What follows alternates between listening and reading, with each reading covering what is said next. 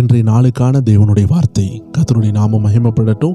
நம்மளோடு பேசுகிற தேவனுடைய அருமையான வார்த்தை என்னவென்றால் சங்கீதம் 37:4 வசனம். கர்த்தரிடத்தில் மனமகிழ்ச்சியாயிரு, அவர் உன் இருதயத்தின் வேண்டுதல்களை உனக்கு அருளி செய்வார். ஆம் தெய்வ ஜனங்களே, இந்த அருமையான நேரத்தில் ஆண்டவர் உங்களுடைய இருதயத்தை பார்த்து பேசுகிற ஒரு அபிஷேகம் நிறைந்த வார்த்தை என்னவென்றால், நீங்கள் கர்த்தரிடத்தில் மனமகிழ்ச்சியாக இருக்கணுமா? சில நேரம் நம்ம நிறைய விஷயங்களில் மனமகிழ்ச்சியாக இருப்போம். என்னுடைய பாஸ்டர் ஒருவர் அடிக்கடி சொல்லுவார், அவர் ஆரம்ப காலத்தில் ஊழியம் போகிறதற்கு நடந்து போவார். அவருடைய கால்கள் அவ்வளோ வலிக்குமா.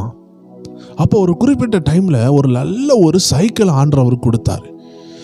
அந்த சைக்கிள் அழகாக இருக்குமா. அந்த சைக்கிளில் அவர் போயிட்டு திரும்பி நைட்டு ஒவ்வொரு ரிம்மாக ஒவ்வொரு வீலினுடைய ஒவ்வொரு பகுதியும் தொடச்சி பலன் மின்னிட்டு தான் தூங்குவார். ஏன்னா அவர் தேவ மனுஷன். ஆனால் அந்த சைக்கிள் மேலே அவ்வளோ ஆசையாம். அவர் சொல்லுவார், அந்த சைக்கிளில் ஒரு தூசி ஒட்டிச்சுன்னா அது என் இருதயத்தில் ஒட்டினது போல இருக்குன்னு சொல்லுவார். அப்போ ஆண்டு சொன்னாராம், மகனே, ஒரு சைக்கிள் வந்த உடனே நீ என்ன மறந்துட்டியா? உன் டைம் எல்லாம் எதில் கொடுக்க? சைக்கிளை துடைக்கிறதுலையும் தடவுறதுலையும் கொடுக்குறியே. இந்த உலகத்தில் எத்தனையோ மேன்மைகள் இருக்குது. துடைக்கிறது தப்பு கிடையாது. ஆனால் உன் இருதயம் அதுக்குள்ளே போகக்கூடாதே மகனே. இனி நாளைக்கு நான் ஒரு பைக்கு தருவேன், நீ அப்போ 2 மணிக்கு உட்காந்து தொடச்சிட்டு இருப்ப. நாளைக்கு உன் ஊழியத்தில் 100 பைக் இருக்கும், 10 கார் இருக்கும், 10 பங்களா இருக்கலாம், ஊழியத்துக்கு தேவையான பெரிய பெரிய ஆடிட்டோரியம்ஸ் இருக்கலாம். உனக்கு கர்த்தர் எல்லாம் தரும் பொழுது நீ எல்லாத்தையும் தொடச்சிட்டு பெயிண்ட் அடிச்சுட்டு இருந்தா என்ன ஆகும்? அப்போ நீ மகிழ்ச்சியாக எதில் இருக்கணும் அப்படின்னு கேட்டாராம். அன்னைக்கு அவர் திரும்பினாராம். அதுக்கு பிறகு வாரத்தில் ஒரு நாள் துடைப்பார். இந்த தினமும் துடைக்கிற வேலையை விட்டார். தேவ ஜனங்களே, சில நேரம் நம்ம சில விஷயத்தை கரெக்டாக செஞ்சால் போதும். டெய்லியும் செய்யணும் அவசியம் இல்லை. நிறைய பேர் பாருங்கள், வருஷத்தில் ஒருக்கா பெயிண்ட் அடிப்பாங்க வீடை. அதுக்குன்னு சொல்லிட்டு மாதத்துக்கு ஒருக்கா பெயிண்ட் அடிக்க முடியுமா? ஸோ நம்ம கவனிக்க வேண்டியது கட்டாயம்தான்.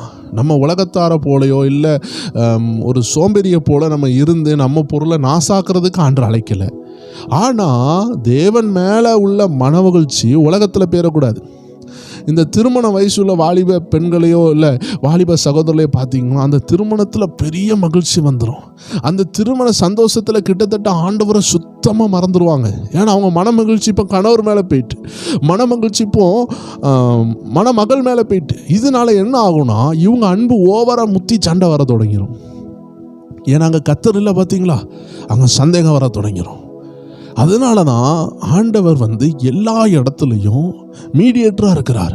ஏன்னா எந்த பொருளோட ஒட்டினாலும் அதுக்கு இடையில கர்த்தர் இல்லைன்னா அங்கே ஆபத்து தான். ஸோ கணவர் மனைவி இருந்தால் கூட இடையில கர்த்தர் இருக்கணும். அப்போ தான் அந்த உறவு சந்தோஷமாக இருக்கும். ஒரு பைக்கும் நீங்களும் இருந்தால் கூட, ஒரு பைக்கை தந்தால் கூட இடையில கர்த்தரை வச்சுக்கோங்க. இல்லைனா பைக்கை ரொம்ப நேசிக்க ஆரம்பிச்சிருவீங்க. ஒரு பணமும் நீங்களும் இருக்கிறீங்கன்னா இடையில கர்த்தரை வச்சுக்கோங்க. தாவீது சொல்றாரு, என் முன்னாடி என் வலது பக்கத்தில் நான் கர்த்தரை நிறுத்தி இருக்கிறேன். ஏன்னா ராஜா அரண்மனையில் அவர் இருக்கிறாரு. ஒருவேளை கர்த்தரை நிறுத்தலைன்னா ராஜா உணவுகள் அவருக்கு பிரியமாக இருக்கலாம், அதில் மன மகிழ்ச்சியாக இருந்துருவார். ராஜா உணவுகள் அவரை வாழ வைக்க போகிறது கிடையாது. அப்போ அது மேலே மனமகிழ்ச்சியாக இருந்து ராஜா அரண்மனையில் மனமகிழ்ச்சியாக இருந்திருந்தா அவருடைய வேண்டுதல்கள் கேட்கப்படுமானா? கேட்கப்படாது. அப்போ நம்ம மனமகிழ்ச்சியாக இருக்க வேண்டியது கர்த்தரிடத்தில். ஸோ இந்த உலகம் நம்மளை டக்குன்னு அவரிடத்துல இருந்து பிரிக்கிறதுக்கு ரொம்ப முயற்சி செய்யுது. அதனால தான் ஆண்டு சொல்கிறாரு, நீங்கள் கர்த்தரிடத்தில் மனமகிழ்ச்சியாக இருந்தீங்கன்னா உங்கள் இருதயத்தினுடைய வேண்டுதல்களை அருளி செய்வார். இன்னைக்கு நமக்கு நிறைய வேண்டுதல்கள் அருளி செய்யப்படாமல் இருக்கிறதுக்கு மேலான காரணமே நம்ம கர்த்தரிடத்தில் மனமகிழ்ச்சியாக இருக்க மாட்டோம். நம்ம ஆசை எல்லாம் அந்த பொருள் வேணும்னு நம்ம நினச்சி கொண்டு இருப்போம். ஆண்டு சொல்கிறாரு, அதுவே தவறான கான்செப்ட். அது உனக்கு தேவைன்னா அது தருவேன்னு ஆண்டுக்கு தெரியும். ஆண்டு கரெக்டாக தந்துடுவார். எப்படி ஒரு பிள்ளைக்கு ஒரு விஷயம் தேவைன்னா நம்ம கொடுக்குறோமோ, அதே போல் நமக்கு தேவைன்னா அதை ஆண்டு தந்துடுவார். ஸோ தேவ ஜனங்களே, நீங்கள் மனமகிழ்ச்சியாக இருக்கிறது ரொம்ப அவசியமான விஷயம். அதனால தான் வேதம் சொல்லுகிறது, வாசிக்கலாம் ஒரு அருமையான வசனம், அத்திமரம் துளிர் விடாமல். அந்த அருமையான வசனத்தை நம்ம வாசிக்கலாம். அபகுக் 3:17-18 பார்க்கலாம்.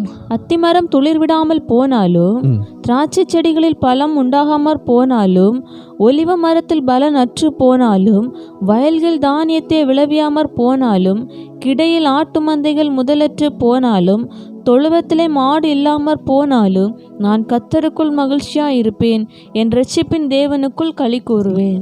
பாருங்க தேவச்சனமே, எல்லா இழப்புகள் மத்தியிலையும் நான் சந்தோஷமாக இருப்பேன்னு அபகுக் மூலமாக கர்த்தர் பேசுகிறார்.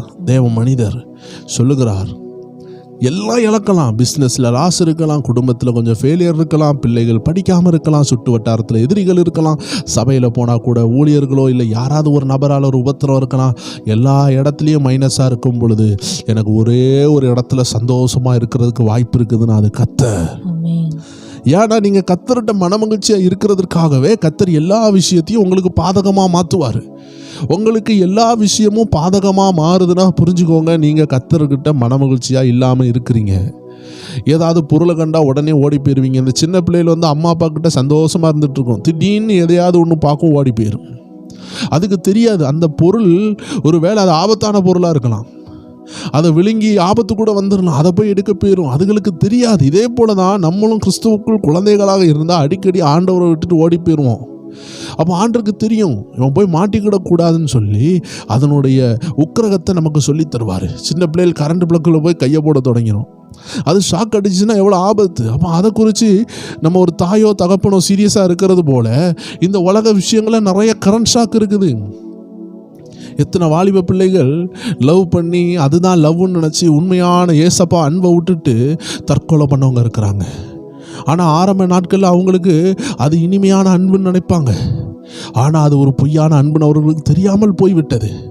ஸோ இதே போல் தேவஜனமே நம்ம எல்லாத்தையும் உண்மை உண்மை உண்மை நம்பிக்கொண்டு இருக்கிறதுனால தான் ஆண்டு சொல்கிறாரு எல்லாத்தையும் அவர் எதிரியாக மாற்றி வச்சிருப்பார். ஏன்னா அந்த இடத்துல தான் நம்ம புரிஞ்சுக்கொள்வோம், மந்தையில் ஆடுகள் இல்லை, அத்தி மரத்தில் பழங்கள் இல்லை, இப்படி ஏகப்பட்ட விஷயங்களை லிஸ்ட்டு போட்டுட்டு அபகுக் சொல்லுகிறார், நான் கர்த்தருக்குள் மனமகிழ்ச்சியாக இருப்பேன். ஏன் தெரியுமா, நமக்கு எல்லா இடத்துலையும் உபத்திரம் வருதுன்னு ஆண்டு சொல்கிறாரு, நீங்கள் கர்த்தர்கிட்ட மனமகிழ்ச்சியாக இருந்து பாருங்கள், அதுக்கு பிறகு ஆண்டு எல்லாத்தையும் சாதகமாக்கிடுவார். அழகாக வசனம் சொல்லுது, ஒருவனுடைய வழி கர்த்தருக்கு பிரியமாக இருந்தால் அவனுடைய சத்துரு எல்லாம் ஆண்டு என்ன செய்வாராம், சரியாக்கி விட்டுருவார், ஃப்ரெண்ட் ஆக்கி விட்டுருவார், சிநேகிதன் ஆக்கி விட்டுருவார். ஆனால் நம்ம கர்த்தரிடத்தில் உள்ள வழிகள் நமக்கு குறுக்கு மார்க்காக இருக்குன்னா, அது கரெக்டாக இல்லைன்னா எல்லாமே எதிராக இருக்கும். அப்போ எல்லாம் எதிராக இருக்கும் புரிஞ்சுக்கொள்ளுங்க, கர்த்தரிடத்தில் அதிகமாக மனமகிழ்ச்சியாக இருங்க. ஏன்னா கர்த்தரிடத்தில் நீங்கள் மனமகிழ்ச்சியாக இருக்கும் பொழுது தான் எல்லாமே உங்களுக்கு சாதகமாக மாறும். அதை தான் ஆண்டு எதிர்பார்க்குறாரு. ஸோ இந்த நேரத்தில் ஆண்டு உங்கள்கிட்ட எதிர்பார்க்குறத உங்களிடத்துல பேசியிருக்கிறாரு. அதே மாதிரி தான் நெகமியா சொல்லுகிறார், கர்த்தருக்குள் மனமகிழ்ச்சியாக இருக்கிறதே நம்முடைய பலன். கர்த்தருக்குள் மகிழ்ச்சியாக இருப்பதே நம்முடைய பலன். நம்ம பலனே சந்தோஷம்தான். அந்த சந்தோஷம் உலகத்தினால் வரக்கூடிய சந்தோஷம் கிடையாது, சட்டத்துணி வாங்கினதுனால வந்த சந்தோஷம் கிடையாது. அது 2 நாள் இருக்கும், 3ஆவது நாள் போயிடும். அடுத்தது என்னைக்கெல்லாம் அந்த சட்டையை போடுறோமோ அன்னைக்கு ஒரு சந்தோஷம் வரும், அது ஒரு லிமிட்டட் சந்தோஷம், அது நம்மளை பாதுகாக்காது. எத்தனையோ காதல் ஜோடிகள் புதிய வஸ்திரத்தில் தற்கொலை பண்ணவங்க இருக்கிறாங்க. அந்த புதிய வஸ்திரம் அவங்கள காப்பாற்றலை, புதிய வாட்சி காப்பாற்றலை, புதிய காரு காப்பாற்றலை, புதிய பங்களா காப்பாற்றலை. பெரிய பங்களாவில் தற்கொலை பண்ணவங்க இருக்கிறாங்க. ஏன் பங்களா காப்பாற்றலை? ஏன் விலை உயர்ந்த வஸ்திரங்கள், பணங்கள், அக்கௌண்ட்டில் கோடிக்கணக்காக இருந்தும் மரித்து போனவங்களை ஏன் அந்த பணங்கள் காப்பாற்றலை, உயர்வுகள் காப்பாற்றலை, ஏன் பதவிகள் காப்பாற்றலை? ஏன்னா நீங்கள் தற்கொலை பண்ணணும்னு ஒரு பிசாசு ஏவறானா, அந்த நேரத்தில் நீங்கள் ஒரு ஜனாதிபதியினுடைய மகனாக இருந்தால் கூட உங்கள் ரூமுக்குள்ளே யாருமே இருக்க மாட்டாங்க. அந்த இரவு உங்களை தற்கொலை பண்ணணும்னு பிசாசு சொல்கிறானா, அந்த நேரத்தில் உங்கள் கூட உங்கள் அக்கௌண்ட்டில் பணம் இருக்கலாம், உங்கள் வீட்டுக்கு முன்னாடி 10 பென்ஸ் கார் இருக்கலாம், நீங்கள் பெரிய அரண்மனைக்குள்ளே இருக்கலாம், நீங்கள் ஜனாதிபதியின் மகனாக இருந்தாலும் அந்த நடு இரவில் பிசாசு உங்கள்கிட்ட போராடும் பொழுது அந்த இடத்துல உங்கள் அப்பா தூங்கி கொண்டு இருக்கலாம், எல்லா வாட்ச்மேனும் தூங்கி கொண்டு இருக்கும் பொழுது வசனம் சொல்லுது, நகரத்தை ஆமென் கர்த்தர் காத்தால் மட்டும்தான் அது காக்கப்படும், காவலாளிகள் விழித்திருக்கிறது விருதான் சொல்லுகிறது. இதே போல ஒரு அனுபவம் ஒரு ஜனாதிபதியின் மகனுக்கு வந்தால் கூட அவன் தற்கொலை பண்ணதான் செய்வான். காரணம் அங்கே கர்த்தர் இல்லை. அதனால தான் கர்த்தருக்குள் மனமகிழ்ச்சியாக இருக்கணும். எத்தனையோ பொருள் இருந்தாலும் அந்த பொருள் நம்மளை காப்பாற்றாதுன்னு வேதம் சொல்லுகிறது.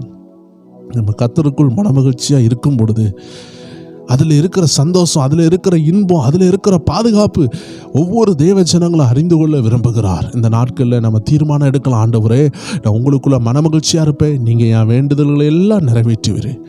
எல்லா அத்திமரம் துளிர்க்க தொடங்கும், ஆடுகளில் மந்தைகள் பெருக தொடங்கும். எப்போ தெரியுமா? கர்த்தர்கிட்ட மனமகிழ்ச்சியாக இருக்கும் பொழுது வேண்டுதல்கள் நிறைவேற்றப்படும். ஸோ இன்றைக்கி நம்ம தவறுகளை நாம் திருத்தி கொள்ளலாம், கர்த்தர் பெரிய ஆசீர்வாதங்களை தருவார். இது ஒரு சின்ன மிஸ்டேக் தான், இந்த எரரை நம்ம திருத்திக்கிட்டோம்னா நம்ம பயணம் நல்லா இருக்கும். சில நேரம் நம்ம கண்ணாடியில் ஏதாவது தூசி ஒட்டிக்கிடும், அந்த தூசியை தொடச்சிட்டோன்னா நம்ம கண்ணாடி என்ன செய்யும்? தெளிவாக பாதை காட்டும். ஆனால் ஒரு தூசியோ ஒரு அழுக்கோ ஒரு தண்ணியோ ஒட்டிக்கிட்டுனா நம்ம கண்ணு நல்லா இருந்தால் கூட கண்ணாடி பிரச்சனையாக இருக்கும் பொழுது ரோட்டில் உள்ள விஷயங்கள் தெரியாது. இதே போல் தேவச்சனமே, நம்ம நல்ல மனிதர்கள் தான், ஜபிக்கிறவங்க தான், ஆனால் சின்ன அறியாமைகள் என்ன செஞ்சிரும், நம்ம தடை பண்ணி, நம்ம பயணத்தை தடை பண்ணி, நம்ம சந்தோஷத்தை இழக்க பண்ணிடும். ஸோ உடனடியாக நம்மளை சுத்திகரிப்போம். கர்த்தர் நம்மளை ஆசீர்வதிப்பாராக. ஜெபிக்கலாம். அன்பான ஆண்டவரே, இந்த அருமையான நேரத்தில் யாரெல்லாம் உங்களுக்குள்ள மனமகிழ்ச்சியாக இருக்க தங்களை விட்டு கொடுக்குறாங்களோ அப்பா, ஒவ்வொரு பேரையும் ஆசீர்வதிங்க, ஒவ்வொரு பேரையும் பலப்படுத்துங்க. இந்த நாள் இன்பமாக இருக்கட்டும், உங்களுக்குள் மனமகிழ்ச்சியாக இருக்கிற ஒரு நாளாக இருக்கட்டும். நீங்கள் பெருகணும், நாங்கள் சிறுகணும். இயேசு கிறிஸ்துவின் நாமத்தில் ஜெபிக்கிறோம் எங்கள் ஜீவனுள்ள நல்ல பிதாவே. ஆம் தெய்வ ஜனங்களே, இன்றைக்கி இரவு 9 மணி அளவில் ப்ரேயர் டைம் சேனலில் ஒரு அருமையான ஜெபக்கூட்டம் இருக்குது. எல்லாரும் கலந்து கொள்ளுங்கள். முதல் விசை பார்க்குறீங்கனாலும் கலந்து கொள்ளுங்கள். நல்ல ஒரு விடுதலை ஜெபம். கர்த்தர் நடக்க போகிறதை இந்த இரவு பேசுவார். என்ன நடக்க போது, உங்கள் லைஃப்பில் என்ன ஆவியானவர் விரும்புகிறாருன்னு ஒவ்வொரு ஸ்டெப்பாக உங்கள்கிட்ட பேசுவார். நீங்கள் ஜெபத்தோடு ஆயத்தமாகி வாங்க. கர்த்தர் உங்களை ஆசீர்வதிப்பாராக. God bless you.